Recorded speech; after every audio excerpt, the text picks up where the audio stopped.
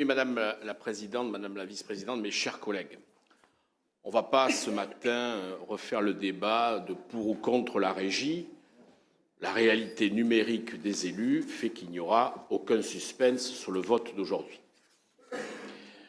Le but qui est le nôtre, c'est d'essayer de faire prendre conscience que peut-être il faut mettre l'espace d'un instant dans notre poche nos choix, quelque part idéologiques, pour la DSP, pour la régie, pour trouver peut-être un système, comme on vous l'a proposé sur l'eau, de parité, c'est-à-dire aller chercher les entreprises privées lorsqu'on en a besoin ou aller chercher la régie lorsque c'est nécessaire.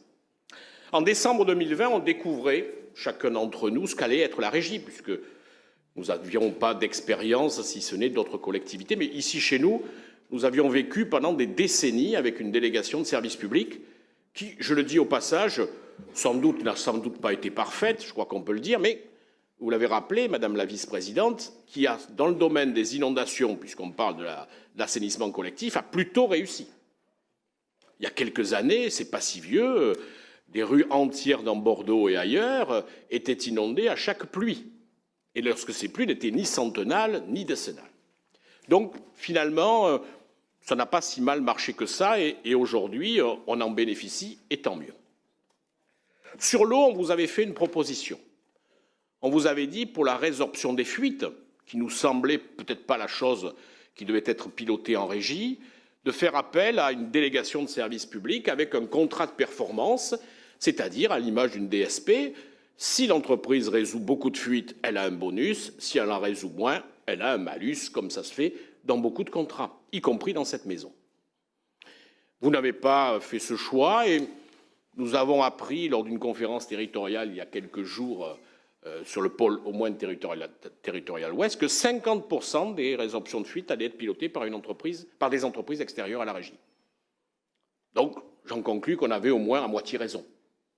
Sauf que vous avez passé des contrats, bon, très bien, parfait, c'est le rôle de la régie, mais que ça aurait dû être fait d'une manière plus globale à nos yeux et consacrer les équipes de la régie sur d'autres activités. Aujourd'hui, c'est l'assainissement. L'assainissement est un peu comme la résorption des fuites. Nous avons pu observer ces dernières semaines que la nappe phréatique sur notre agglomération était considérablement remontée.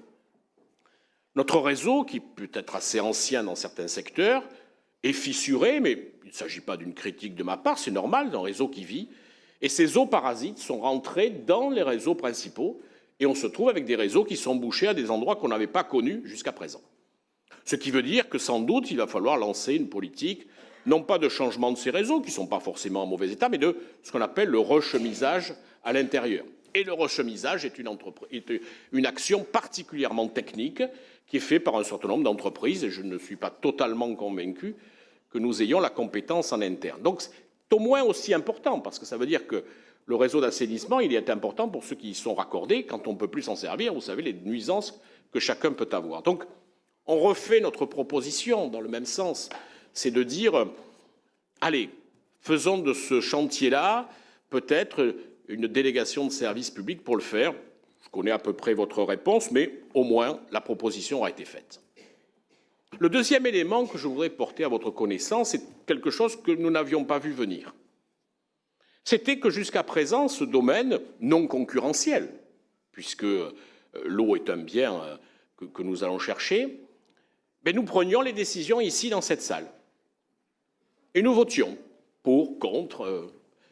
Et on s'est aperçu, à l'occasion d'un bureau de Bordeaux Métropole, ce que certains d'entre nous n'avaient pas apprécié, parce que n'étant pas au cœur de ce sujet, que nous avions délégué l'intégralité de notre choix politique à la régie. Et nous avons eu un débat en bureau, souvenez-vous, pour ceux qui y étaient, de savoir, un débat, on peut ne pas être d'accord, est-ce qu'il fallait augmenter le prix de l'eau pour résoudre les fuites plus vite ou est-ce qu'il fallait ne pas le faire? Et nous avons chacun défendu cette position.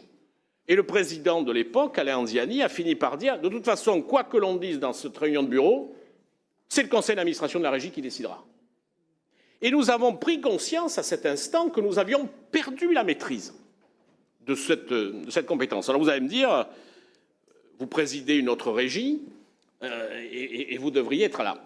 Bon, je préside une régie qui est dans le secteur concurrentiel, c'est un peu différent, mais je préside surtout une régie, et pour la vivre depuis maintenant plusieurs mandats, avec une étroite collaboration de discussion avec Bordeaux Métropole et avec une autonomie qui est proche de zéro. J'ai un peu de temps en temps l'impression d'être un chien tenu en laisse et avec la laisse qu'on raccourcit chaque année un peu plus. C'est le sentiment que je vis parce que c'est finalement Bordeaux Métropole qui décide de ce qui se passe à Medpark de la manière assez précise. Alors, aujourd'hui, il ne nous reste plus qu'une solution. S'abstenir serait, à mes yeux, ne prendre position. Nous allons voter contre. Nous allons voter contre parce qu'on considère que peut-être que le mode de gestion en régie a des avantages, mais nous aurions été beaucoup plus séduits par un mode mixte. La recherche en eau, ça c'est du domaine de la régie. La résorption de fuites, c'est le domaine de la DSP. Le Ramsès, c'est plutôt parce qu'avec ces développements qu'il y aura besoin. Je rappelle que c'est quand même une entreprise privée qui a développé Ramsès, rappelons-le au passage, quand même. C'était plutôt à le faire évoluer. Les réseaux d'assainissement peuvent apporter des calories pour chauffer nos bâtiments. C'est ce qu'on appelle la recherche et développement. Alors je sais qu'on va embaucher des gens en recherche et développement, mais peut-être que c'est intéressant d'avoir... On a 2 grands groupes internationaux en France qui sont les leaders mondiaux de l'eau. Ça serait peut-être intéressant d'avoir des idées qui se font ailleurs, qui pourraient être venues chez nous. Donc, c'est ainsi. Le numérique votera tout à l'heure et la régie passera sans aucun suspense, mais un système mixte, pensez-y quand même. Madame la Présidente, lorsque j'ai exprimé ces propos, vous avez dit que devant le bureau devait être fait un point régulier sur ce qui se passe à la régie. C'est déjà un point positif, mais encore une fois, la décision reviendra quand même, quoi qu'il arrive, au conseil d'administration de la régie. Donc dans ces conditions, nous voterons contre cette mise en régie du service public de l'assainissement collectif des eaux usées et des eaux pluviales de Bordeaux Métropole.